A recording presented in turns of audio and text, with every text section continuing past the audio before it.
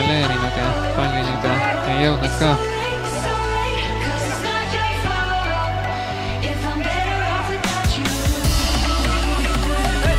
Kiiva on pusinud täna kõvasti, aga midagi pole tal veel välja tulnud. Matus paremale, Gregor Vaal saab sealt senderdada ja käärlöök ja värav! 86. minutil Silver Alex Kelder käärlöögiga Kalevile magusa 1-0 juhtvärava. Ja tasub vaadata neid Sokkerneti telemänge, lüüakse siin.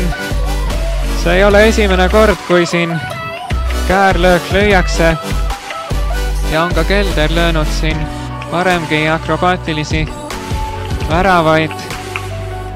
Ja nüüd peab Tarvas hakkama küll jalgu õhu alt välja võtma. Kordus ka mõttus, söötis Vaalile. Vaal senderdas üle Ööpiku pea seekord, kuigi Ööpik on pikk mees ja Levitsi ka ei ulatu selle pallini.